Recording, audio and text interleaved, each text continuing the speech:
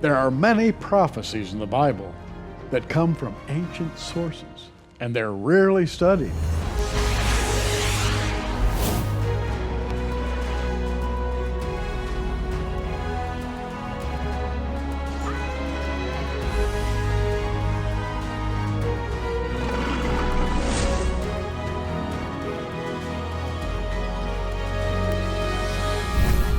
But here today is someone who does study them and has written several books about the ancient prophecies of the end times.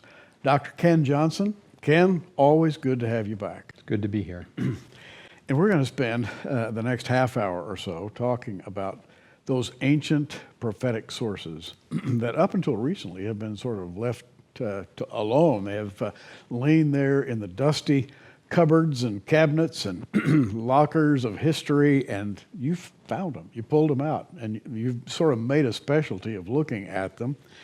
And let's begin here with one of your books called Ancient Church Fathers, what the disciples of the apostles taught. Think about that phrase for a minute, the disciples of the apostles. We read the apostles, but what do we know about the disciples of the apostles? And that's where you come in. Mm-hmm. Yeah, I went to several different denominations as a child and realized there's quite a bit of difference. And so what I wanted to do is, if there are any people that were eyewitnesses of the 12 apostles, or their parents maybe knew of the apostles directly, what did they talk about? Mm-hmm. And what I found out is that the first 200 years, everybody pretty much taught the same thing on the things that our denominations disagree on. Pretty much the same things. Give us an example of that.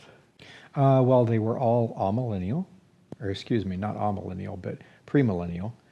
They all believed in a 7-year period and a rapture and a literal antichrist, looking forward to the second coming, literal return of our Lord.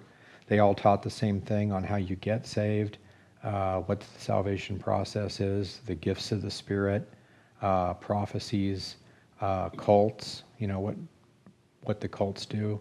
And then you have the Gnostics that come along in the 2nd century, and they're attacked as heretics. But somewhere along the line of 250 to 300, though, things change, probably because of persecutions. Paul said not to let a novice take the pulpit. Something happens, and all of a sudden things get turned around. And then by the 4th century, AD 325, Council of Nicaea, things sort of got hardened into a firm standard of what was true and what was not. And everybody moved ahead, and so the disciples of the apostles got forgotten in that process. Right. The ancient church fathers, what the apostles taught as reflected in the generations that succeeded them. Now, in this book, and I'm kind of thumbing through it right now, there are fascinating personalities, pictures, timelines.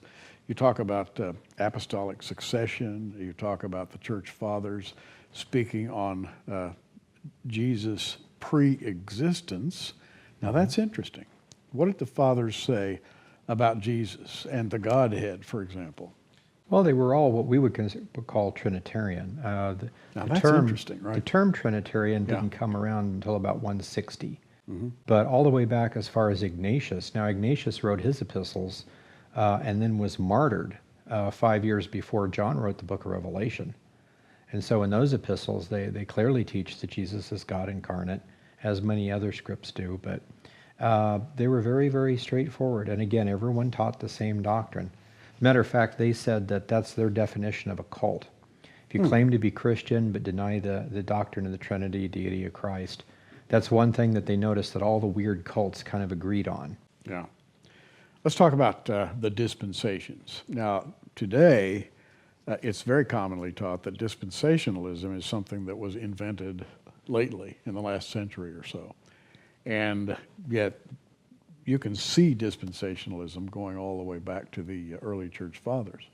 Yeah, they do the same thing with the rapture, thinking that the pre-trib rapture was invented in the 1800s.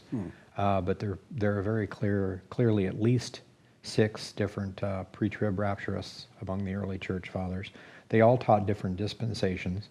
I mean, I suppose you could argue what they meant by the word dispensation, but they clearly taught that. They talked about the dispensation of the law, the dispensation of the age of grace that we're now in, and other ages in which some things at least were different.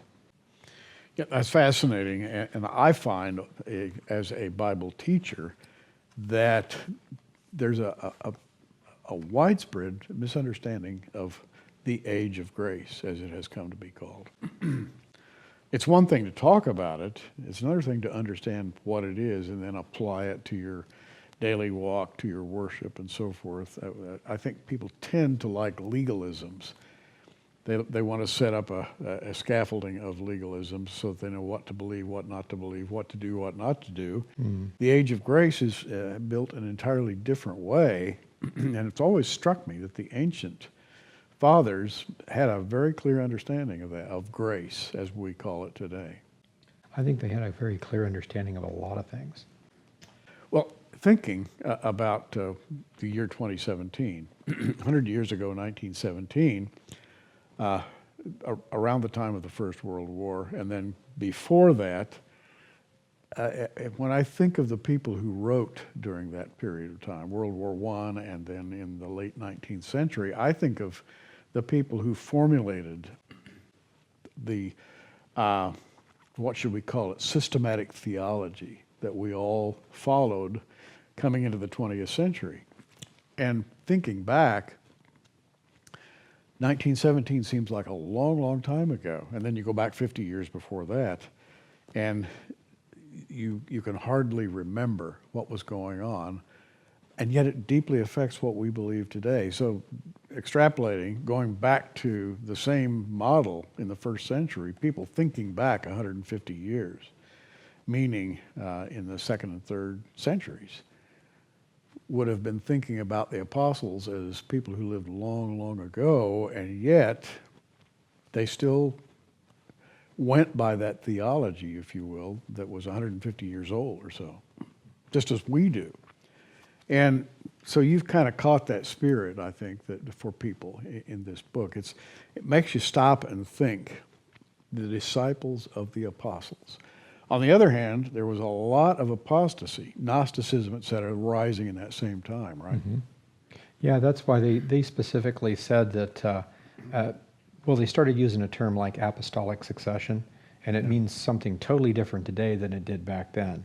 And basically, they've all taught that it doesn't matter where you're from or which church you pastor, do you teach the same things that the apostles taught? Then you are a type of apostolic succession. If you say you're an apostle, but somehow your doctrine is totally different, like Manny and several of the other Gnostics, Right. then there's a problem. Yeah, and then, of course, amillennialism reared its head going into the third and fourth centuries, and became codified and made its way into the Dark Ages. It's really amazing when you go back prior to the Dark Ages and look at that transition, and which you've done, by the way, in your book, and you've caught the flavor of that transitional period. It has always struck me that Paul wrote to people in the present tense. And so his audience, for example, in Thessalonica, he writes to them directly, just as I would write a letter to you. And I have the feeling when I read Paul's epistles that he also has just written directly to me.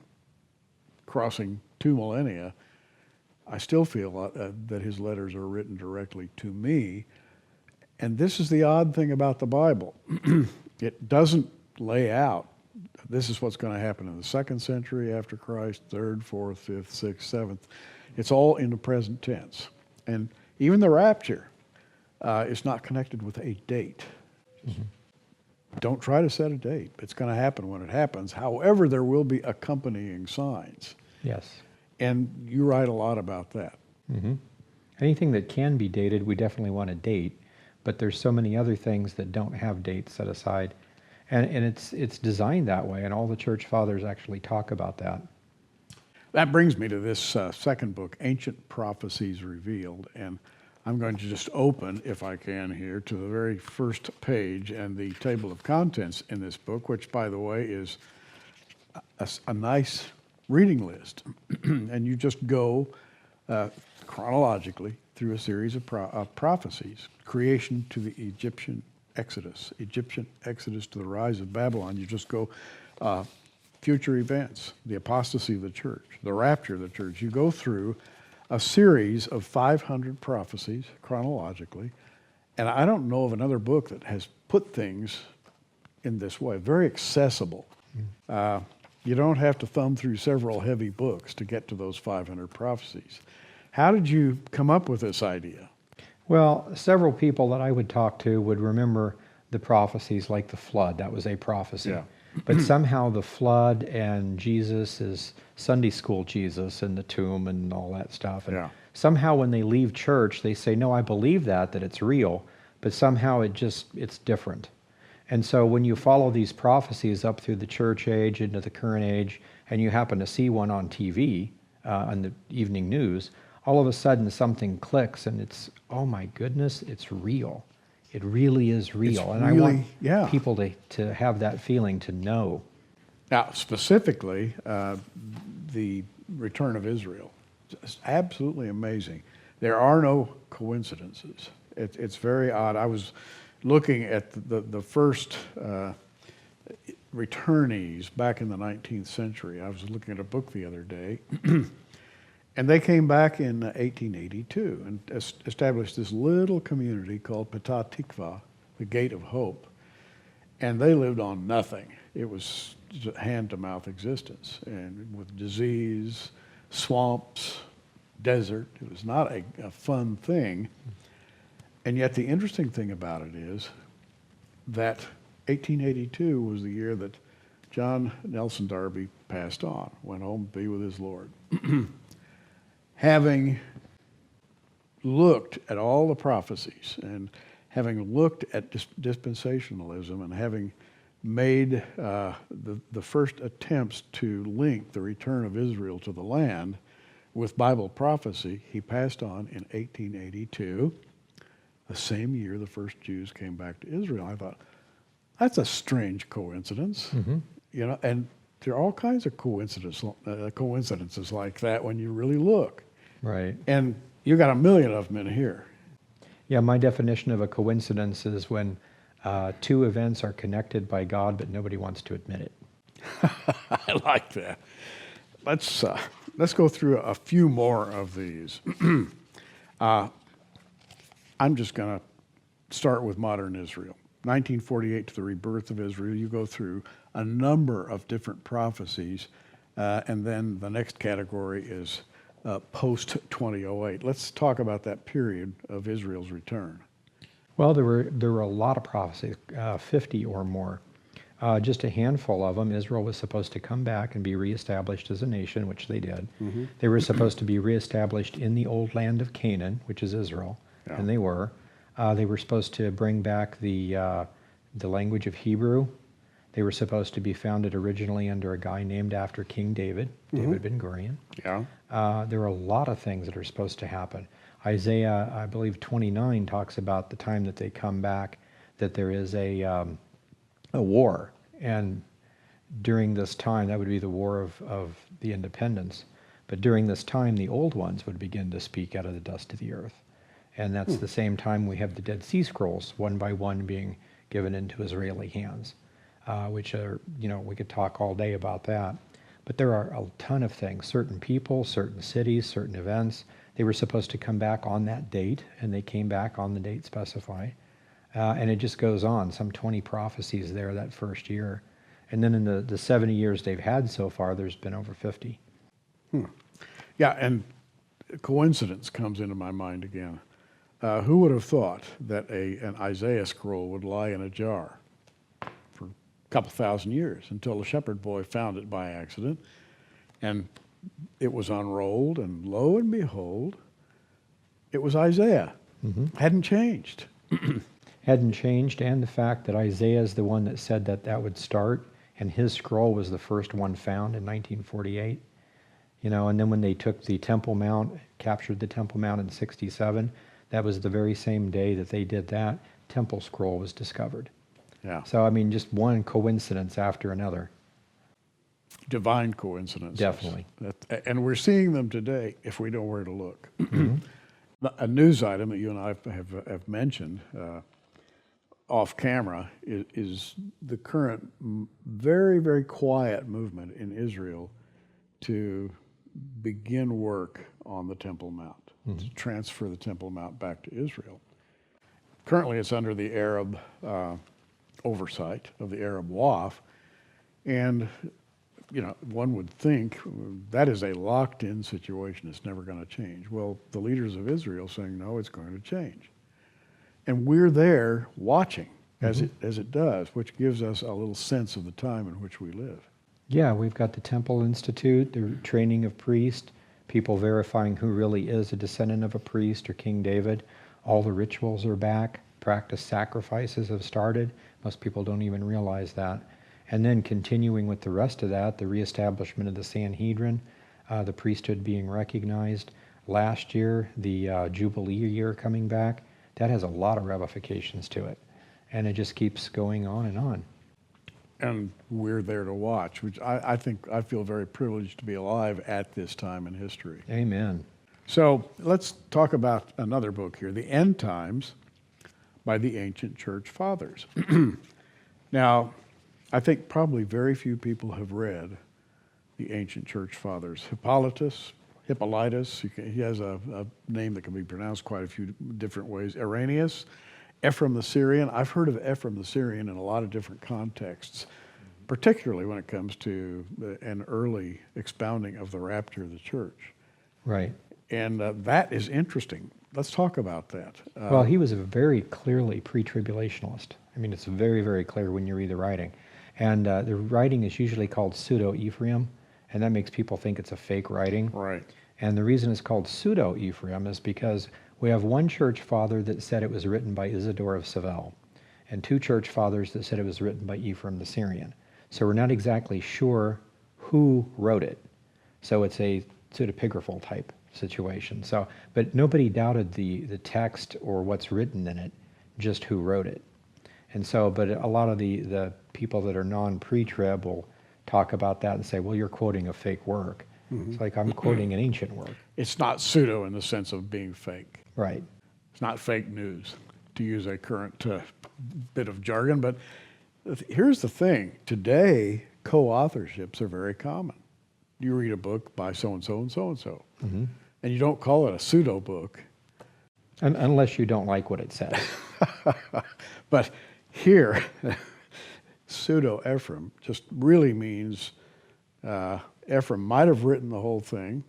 He might have co-authored it, or it might have been authored chiefly by someone else, but it has his name on it, but it's still a respected document. Right. If it was the only one that said pre-trib, then that would be something suspicious. But there are tons of people that talk about that. Hippolytus, Irenaeus, many others talk about that too, and tons of other scrolls hint at it. Speaking of Irenaeus, I'm looking at your table of contents, and his end-time teaching was premillennial in nature. Yeah, they all were up until the Schism of Nepos. Okay, now, what do we mean by premillennial? Just that there's going to be a time when Jesus Christ comes to earth physically and sets up a 1,000-year reign. It's called the millennial reign of Christ, and that is yet future. So we are pre-millennial. And it's interesting that in the time since Irenaeus, a lot of people have postulated postmillennialism, amillennialism, and there have been, a number of arguments. There's a lot of dissent, depending on which denominational track you look at. And those of us who simply are trying to understand Bible prophecy in terms of its most lucid explanation, not having to stretch things out of shape to believe it, premillennialism makes sense. Right. It does, and the church fathers made it clear. And when you go through and you look at church history, they all taught premillennialism up until the Schism of Nepos. And Eusebius, the father of church history, very clearly tells you what happened. The Gnostics started talking about, in the millennium, we'll have 70 virgins, drugs, food, wine. And the Christians started saying there's no way that you could be in heaven and sin. So they started thinking the literal interpretation of the book of Revelation and those prophecies, they must be symbolic of something. And we got this speculative type of stuff, and it kind of took hold. And then everything reversed. From the 4th century on, everything was symbolic of something else. Now, before we leave this book, let's say a few words about Hippolytus. How do you pronounce that? I usually say Hippolytus. All right. And again, an early church father, much to say, he provides a vital link into the times and to belief systems that were generally held at that time. What can we say about him? Well, it's interesting about that because in the Prophecies book and the Church Fathers book, I tried to show that they all believe the same thing as we do. In this one, I tried to go a little bit further and show, well, if he believed in a 7-year tribulation and an Antichrist and a literal return of Christ, what else could they say? Did he say anything, for instance, about who maybe the Antichrist was, where he would be born, or anything about who might one of the 10 nations be?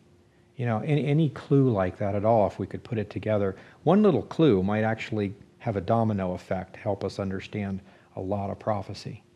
So essentially, these fathers of the early church, and they would be 2nd, 3rd century, give us a feeling of their stability. In other words, they were not doing wild, far-out speculation. They were pretty much holding to the apostolic doctrines. Right, and most of them said that this is what they learned from their teachers who learned it from the apostles directly.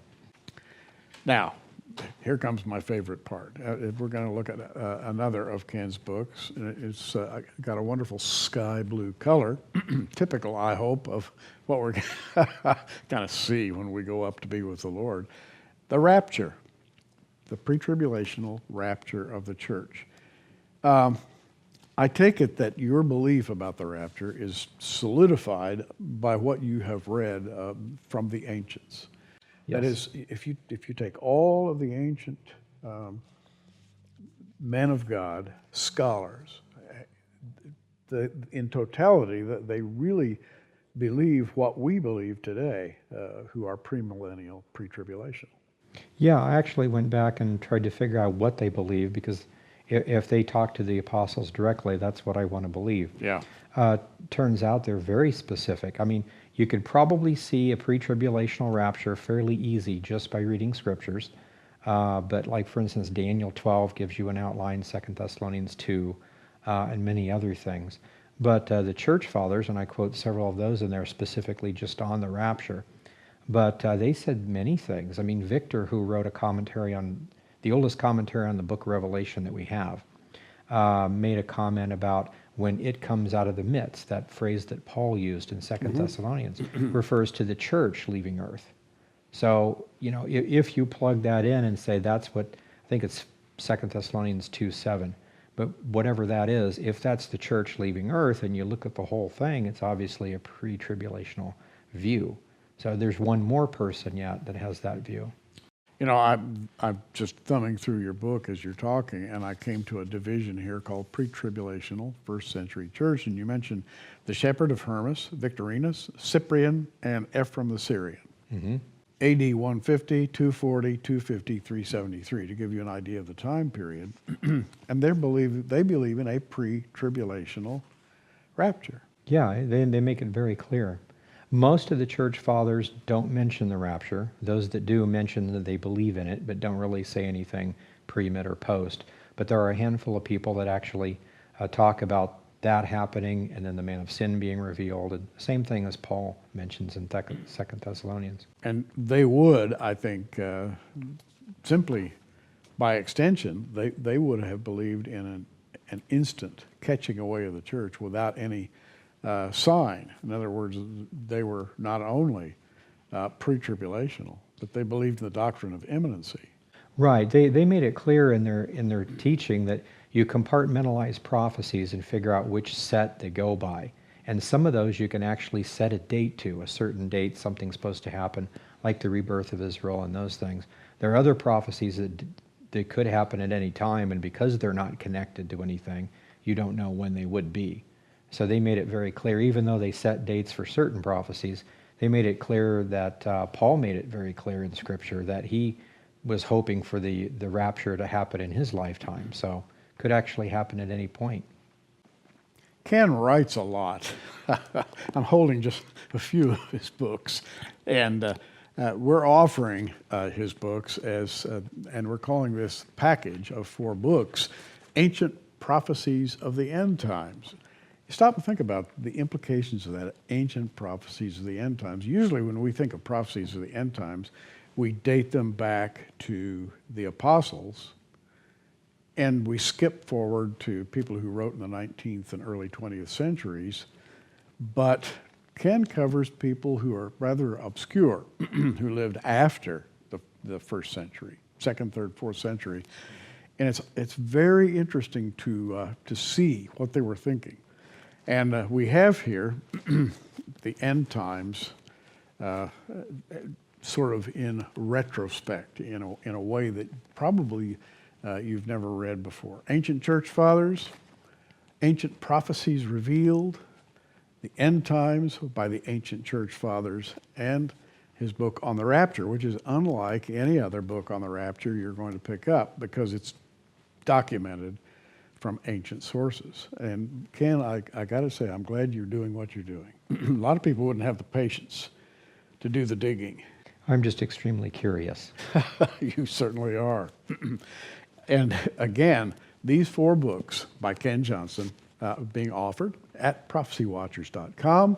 Just go to the website, prophecywatchers.com, click on the online bookstore, scroll down to Ken Johnson's name. You'll find the Ancient Prophecies of the End Times package with a bonus DVD. It's a presentation that I delivered at 412 Church in San Jacinto, California. It's called The Rapture is the Resurrection. And indeed it is. It's not different from the resurrection. It's the resurrection of the entire body of Christ. You know, what a day it's going to be. Unprecedented. There's never been anything like it, ever. I mean, when, in the history of the earth as we know it, when has there been an instantaneous raising of the dead, and how many million dead will be lifted up to be with Christ in a single instant? I can hardly wrap my mind around it. It's going to be amazing. It's going to be great. Well, keep researching, keep writing, and I'm sure that the next time we talk with you, you'll have a hot new prophecy that you just located in some rare manuscript somewhere. Already working on it. Oh, good. Can't wait to see it. Ken Johnson, keep track of what he's doing. It's very important. I'm Gary Stearman, reminding you to keep watching. We are. Thanks for joining us on Prophecy Watchers. You can find us on the web at prophecywatchers.com, where you can sign up for our free email newsletter. In the meantime, keep watching, everybody, and we'll see you soon.